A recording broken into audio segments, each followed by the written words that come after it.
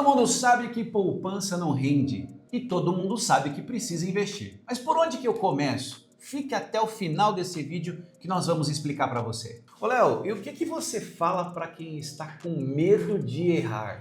A questão aqui, Jefferson, não é nem começar a investir. O medo das pessoas é investir errado. Poupança é um investimento que rende pouquíssimo, como você bem colocou no início do nosso vídeo aqui. Ele é a perda lenta, porque ele perde para a inflação, ele perde para os juros, ou seja, seu dinheiro não está rendendo, né?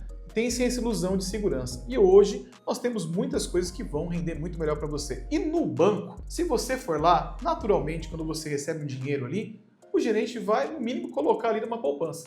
Porque se você não sabe, para o banco, o recurso, o investimento que dá uma alta rentabilidade é poupança. Rende muito para ele. Então, para você rende pouco, mas para o banco rende muito. Então a questão aqui é investir com método. Isso sim faz diferença. Ô Léo, o primeiro passo antes de investir é a pessoa se conhecer. Como que a gente define o perfil de um investidor? Legal, Jefferson. Vamos falar de forma simples e objetiva aqui.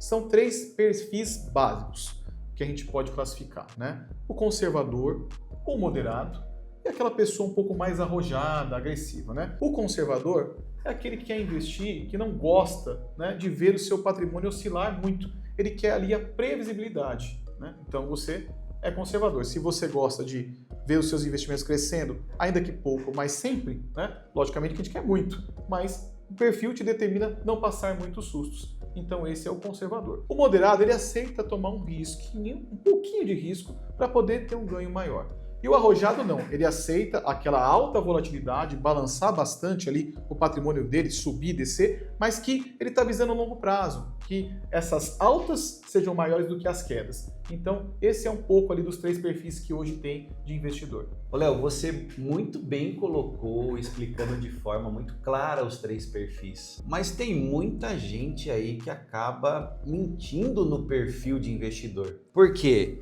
Ele diz que é arrojado, mas quando a carteira cai 15%, fica difícil. É verdade, isso acontece muito e com frequência, né?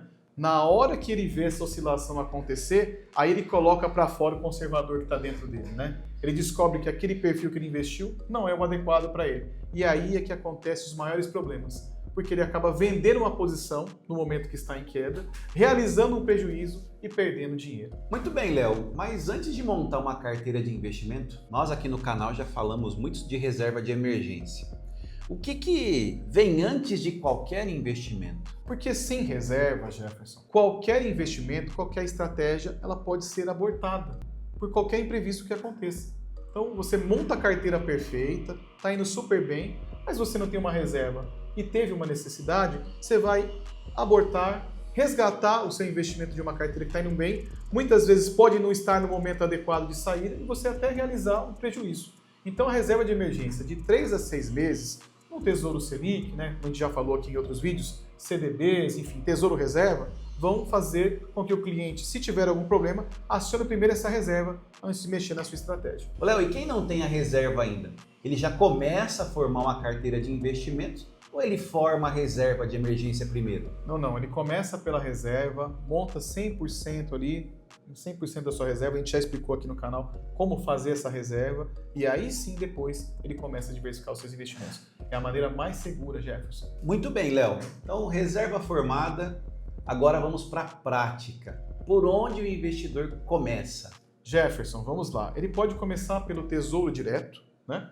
E aí a gente está falando aqui de títulos atrelados à Selic, que aí compõe também a reserva de emergência, mas nós temos também ali os tesouros pré-fixados, que tem uma taxa um pouco mais atrativa para você trazer previsibilidade ao seu portfólio de investimentos. Você pode também colocar e deve, né, ter o Tesouro IPCA para proteger oscilações a longo prazo da inflação. Então você faz um balanço dentro da sua carteira e também você pode colocar ali em letras, né, ou CDBs de bancos, né, com boa qualidade de crédito, com proteção do FGC até 250 mil, trazem taxas um pouquinho acima ali da Selic. Ô Léo, você falou aí de um mar de siglas, CDI, IPCA, pré-fixado. Como iniciante não se perde nessa salada mista? Jefferson, uma regra bem simples. Até um ano, você vai deixar em investimentos de liquidez diária, disponibilidade imediata. aquela que é onde você está usando para colocar ali sua reserva de emergência, atrelados ali geralmente ao CDI e a Selic. Você pode resgatar o CDB, o Tesouro Direto. Passou disso, 2, 3 anos, você vai usar o quê? Os tesouros IPCAs, né, atrelados à inflação, no caso, ter ali uma LCA, uma LCI com uma taxa de rentabilidade melhor, que vai ser muito mais assertivo para você. Outro ponto que a gente tem que aqui fazer um disclaimer, né, Jefferson, é que eles costumam misturar, né? Quem está começando às vezes não tem uma orientação, ele mistura tudo, né? Liquidez diária, com prazo, sem uma metodologia. E aí, aconteceu já no banco comigo, viu, Jefferson?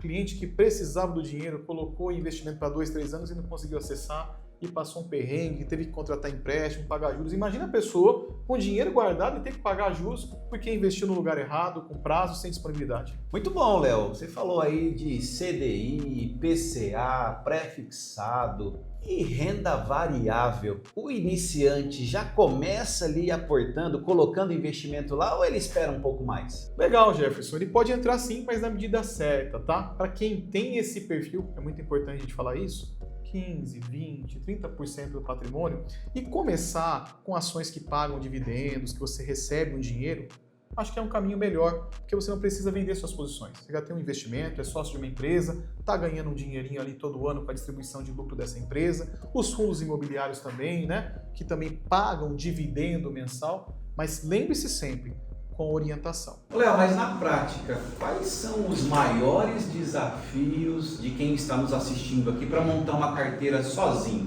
Jefferson, basicamente são 3.